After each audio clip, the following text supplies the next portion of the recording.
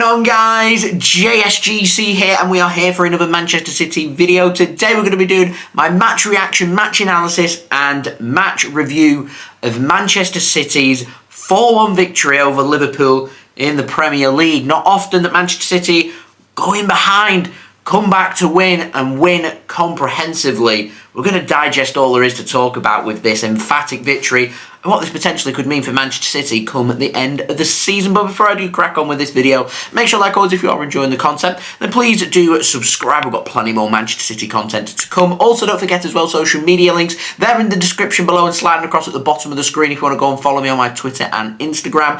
Email also in the description too if you want to hit me up for any sponsorships for any videos or any general business inquiries. Do leave a thumbs up as well if you are enjoying the content. 100 likes is the aim. Do let me know your thoughts as well in the comments below. And finally, do go and check out today's video sponsor, which is brought to you by GT Player, who very kindly supplied me this limited edition Manchester City chair that you can see behind me that features in all the JSGC videos. You can go and check out GT Player's website. The link is in the description. If you see any chairs that you like, remember you can get 5% off using code JSGC5. We'll have my promo video, roll that at the end of this video. So let's crack on with this video and let's go into the first talking point. Erling Haaland not fit enough to even be in the squad for Manchester City today, and so he's got an extra week now to recover and potentially come back for City's away match against Southampton next Saturday. And of course, Man City got the massive two-leg Champions League clash in the quarter-final coming up against Bayern Munich. Man City's ambition, of course, will be to try and have Erling Haaland fit and ready to go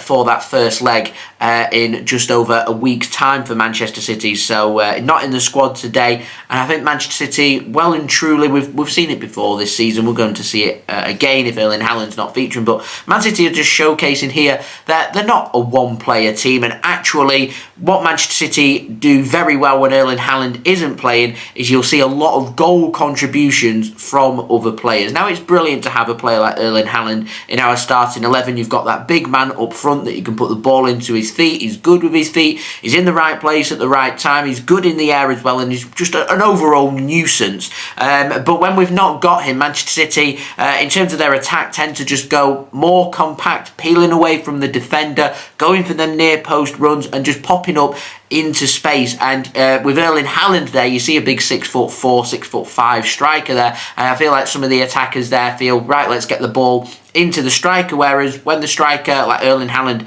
isn't there, you see a lot more players just popping up into them spaces. So it doesn't surprise me that Man City, with no Erling Haaland, come out with 4 goals and 4 different goal scorers, all playing in different positions. Alvarez starting up top, getting a goal. De Bruyne playing in midfield, getting a goal. Gundogan popping up into space, grabbing a goal. And Jack Grealish, boy, did he deserve to get a goal for Manchester City as well. Man City is showing they're not just a one-player team. And actually, if we don't have Erling Haaland, that's no problem for Manchester City. They can come away with a hard-fought victory, and this was a hard-fought victory for Manchester City. Liverpool haven't been up to their usual standards that we've come to expect over the last few seasons from them. However, still a very decent team, and Manchester City needed to turn up and needed to showcase what they were about. And with City coming away with 69% possession from this game, limiting Liverpool to just 31% possession, 4 shots, 1 on target with 1 goal. Back to that, it's disappointing, of course, but I felt like Liverpool, with the amount of space that City were offering them, and if it weren't for the great defender Jack Grealish, could easily have come away with a couple of goals from this. But that's Liverpool. They're a counter-attack team when they're going to come to the Etihad. They put their opportunities away if we present it to them, and that's exactly what has happened. And with City going behind, it was disappointing. And my overall assessment, really, of the first half, is I felt Man City were a little bit too open for my liking. Liverpool finding space all too easy on the counter-attack and absorbing Manchester City really well. And I genuinely felt that the team that scored first in this game would go on to win that. But Liverpool never really built on that. They're just always looking for the counter-attack against Manchester City, and Manchester City held their shape really well. They still looked stretched in that first half. Jack Grealish, just before we scored our opening goal, tracking back to stop a potential second goal going in, was fantastic. And then a minute later, he's setting up Julian Alvarez for the equaliser. And because Liverpool, they remind me a lot of Manchester City with how they like to attack. Liverpool always looking for that killer 2-goal cushion. That 2-goal cushion comes for Liverpool, and Man City all of a sudden are going to struggle a lot in this game. But they didn't. They stuck with it. They didn't go 2-0 up. Good bit of defending from Jack Grealish, and then goes and sets up an equaliser. And from there, Liverpool the confidence just doesn't seem to be there. They don't look anywhere near as good as what they have done in previous seasons. I can't really put my finger onto that, whether it's down to a bit of quality, a bit of motivation, tactics, or just being sussed. I'm not sure. As I've said previously, Liverpool, they're a different ball game at Anfield, but get them away from home.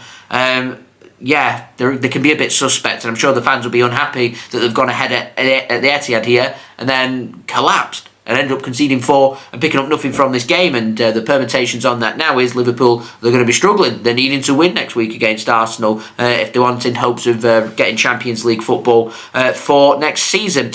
So Manchester City, we found the equaliser. Jack Grealish just squares it across. Julian Alvarez comes in for Erling Haaland, doing an Erling Haaland style goal. Right place, right time. Good movement from both Jack and from Julian. And in for a tap-in. 1-0, just what the doctor ordered. Going at half-time, I remember thinking to myself at half-time that this for Manchester City now has to be the half. If I was Pep Guardiola, I'd have walked in, I wouldn't have shouted, I wouldn't have done any analysis, I'd have just told the players, do you want to win the Premier League in May? If you do, go out there and show me. And second half, they did. City looked well up for it, and that was a well-timed goal. Just a minute after coming in out for the second half, Kevin De Bruyne is there. Again, another tap-in for Manchester City, just squared across. De Bruyne is there, right place at the right time to put Manchester City 2-1 ahead. And City, well-timed with that killer 2-goal cushion. Just 7 minutes later, Ilkay Gundogan, I think there were 6 or 7 red shirts in that penalty area. Falls nicely to Ilkay Gundogan, and he'll say thank you very much. And again, what I was mentioning at the beginning of the video, it's so important that when we've not got Haaland, that these players, the likes of Gundogan, if Bernardo was playing, then he'd be included in this, De Bruyne, Alvarez, Grealish, Mahrez, Foden when he's back as well, that these players are contributing, they're getting goals and they're getting assists, because we're at this nitty-gritty point of the season. All that matters is results and wins and 3 points, and that's what Man City have done here, and they've played, in my opinion, a sensational second half. And Jack Grealish rounding it off, making it 4-1 to Manchester City with 16 minutes remaining on the clock, with a well taken goal just poked under the keeper and into the bottom corner to give Manchester City a much needed 3 points. Arsenal, as I'm filming this video, currently at half-time, a 1-0 up against Leeds at home, thanks to a Gabby Jesus penalty. I'm going to presume that Arsenal win that game. They've broken down Leeds there. They'll get that killer 2-goal cushion, you'd think, and they go on to pick up the 3 points. To me, the biggest weekend yet that we've had of Premier League action comes next weekend. We've got a very tricky game away against Southampton, so there's no room for the wicked here. City need to rest, recover, see if we can get Haaland a few minutes against Southampton would be fantastic, ready for that Bayern Munich clash. But no eyes can be on Bayern Munich right now. It needs to be all on Southampton. Away from home, they've beaten us already in the Carabao Cup. They can be a very, very stubborn team who are very hard to break down. And City, they're going to be under pressure, you would think, needing to pick up that win. Because if we can, this is, to me, a 3-part Premier League clash that we have sandwiched with a couple of Champions League games. Liverpool at home, done. 3 points. Southampton away next weekend, needs to be another 3 points. Puts tremendous pressure onto Arsenal going away at Anfield. And as I've mentioned already, Liverpool might not look very good, but get them at Anfield and they are in fact very good. And a possession-based team like Arsenal could struggle. So if we can beat Southampton, pressure onto Arsenal, we know we've got Arsenal at the end of the season as well. To me, this Premier League title race, far from over. But do not underestimate this. This is a brilliant result for Manchester City. A fantastic result. Under pressure, coming away from the international break. No Erling Haaland. We went behind and we showed up.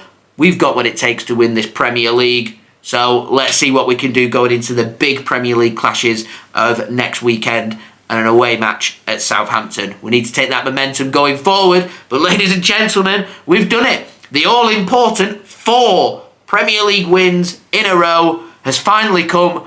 April 1st, we're not fooling around. Manchester City, well and truly in this title race. We're chasing after Arsenal. We need to keep this winning streak and this momentum going, because come the end of the season, who knows what could happen. So there we go. They're my thoughts. Do let me know your thoughts in the comments below. Also, don't forget as well to leave a thumbs up if you do enjoy this video. 100 likes is the aim. Subscribe as well if you're new around here. Plenty more City content to come. Social media links, they're in the description below, sliding across at the bottom of the screen if you want to go and follow me on my Twitter and Instagram. Email also in the description too if you want to hit me up for any sponsorship for any videos or any general business inquiries. If you want to go and follow me on my TikTok, then the link to that is also in the description. And finally, this video is brought to you by GT Player.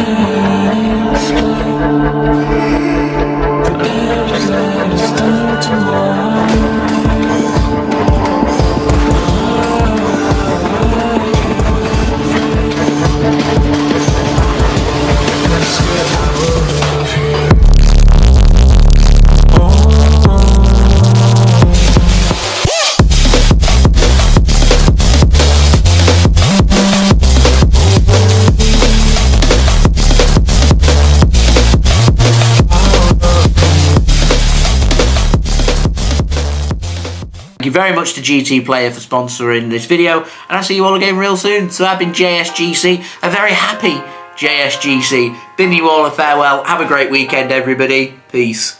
Ciao for now.